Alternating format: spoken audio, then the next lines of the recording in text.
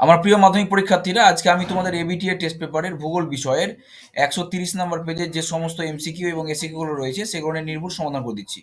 সেজন্য তোমরা সম্পূর্ণ ভিডিওটা দেখবে, একটু স্কিপ না করে, ঠিক আছে? তো প্রথমে দেখে নাও, একের একে বলা হয়েছে বহির্জাত প্রক্রিয়ায় শক্তির মূল উৎস হলো, সঠিক উত্তর অপশন ক সূর্য। 2, নদীর গতিবেগ দ্বিগুণ বেড়ে গেলে তার বহন ক্ষমতা বেড়ে যাবে, সঠিক উত্তর অপশন ঘ 64 গুণ। 1-3, এল নিনোর আবির্ভাব হয়, সঠিক উত্তর অপশন গ প্রশান্ত মহাসাগরে। এরপর দেখো 1-4, উল্কাপিণ্ড পুড়ে ছাই হয়ে যায় যে বায়ুমণ্ডলের স্তরে, সেটি হলো সঠিক উত্তর অপশন গ মেসোস্ফিয়ারে।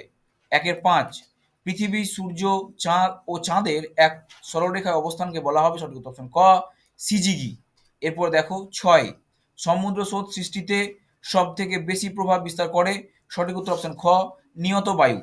7, একটি জৈব ভঙ্গুর বর্জ্য হলো, সঠিক উত্তর অপশন গ কাগজ।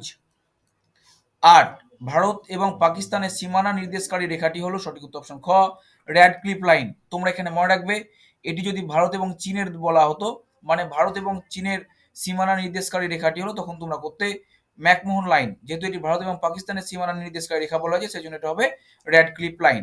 এরপরে দেখো 9, ভারতের সর্বাধিক প্রচলিত জলসেচ পদ্ধতি হলো, সঠিক উত্তর অপশন ক কূপ ও নলকূপ। 10, ভারতে কোন প্রকার অরণ্যের পরিমাণ সর্বাধিক, সঠিক উত্তর অপশন ক আর্দ্র পর্ণমোচী। এরপরে দেখো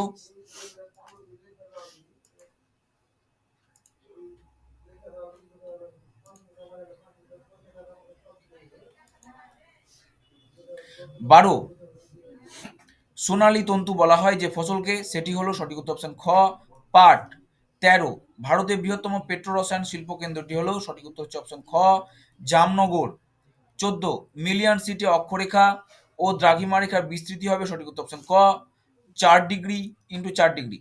তারপরে দেখো বিভাগ ক্ষয়ে 2-1 এখানে বলা হয়েছে বিভিন্ন প্রকার বহির্জাত শক্তির দ্বারা ভূমিভাগের সমতলীকরণ ঘটলে তাকে বলা হয় পর্যায়ন।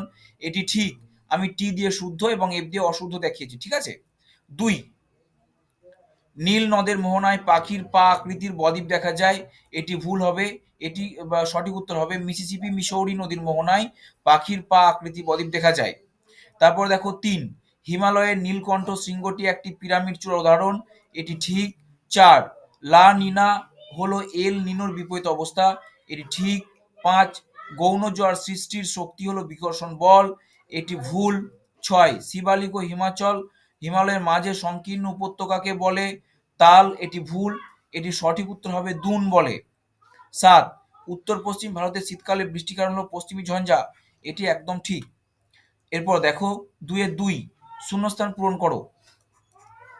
ড্যাশ স্তরকে বলা হয় প্রাকৃতিক সৌরপর্দা, এই প্রশ্নটির উত্তর আশা করি তোমরা প্রত্যেকে জানো, যাই হোক এটি হচ্ছে ওজোন স্তর, ঠিক আছে?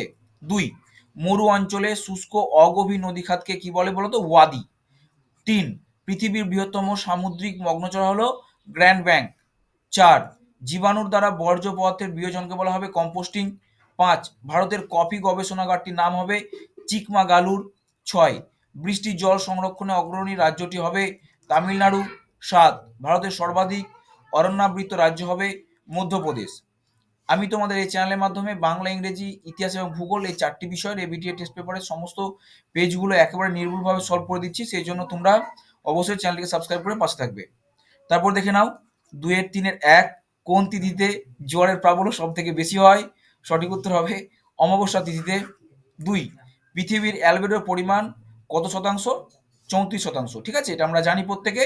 আর 64% এটা চলে যায়।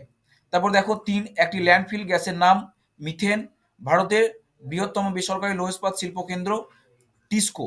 তারপর দেখো 5, কোন শিল্পকে শিল্পের শিল্প বলা হয়? সঠিক উত্তর হয়ে যাবে লৌহ ইস্পাত শিল্পকে। 6, ভারতের আদমশুমারি অনুযায়ী ভারতের শহরের ন্যূনতম জনসংখ্যা হবে 5,000 জন, ঠিক আছে? 7, ভারতের উন্নয়নের জীবনরেখা বলা হয় কোন পরিবহনকে? জলপথ পরিবহনকে। 8, ভারতের মহাকাশ গবেষণা সংস্থার নাম কি? ইসরো। এরপরে বাম দিকের সঙ্গে ডান দিক মিলিয়ে দেখো। দেখো, মানা পাস এর সঙ্গে মিলিয়ে দাও ভারতের সর্বোচ্চ গিরিপথ। থাঞ্জাভুর এর সঙ্গে মিলিয়ে দাও দক্ষিণ ভারতের ধান ভান্ডার। সোনালী চতুর্ভুজ এর সঙ্গে মিলিয়ে দাও সড়ক পথ। এসপিওটি এটার সঙ্গে মিলিয়ে দাও ফ্রান্স। ঠিক আছে? তাহলে আজকে ভিডিওটি এখানে শেষ করছি। পরবর্তী দিনে ভিডিওগুলো পেতে অবশ্যই সঙ্গে থাকবে।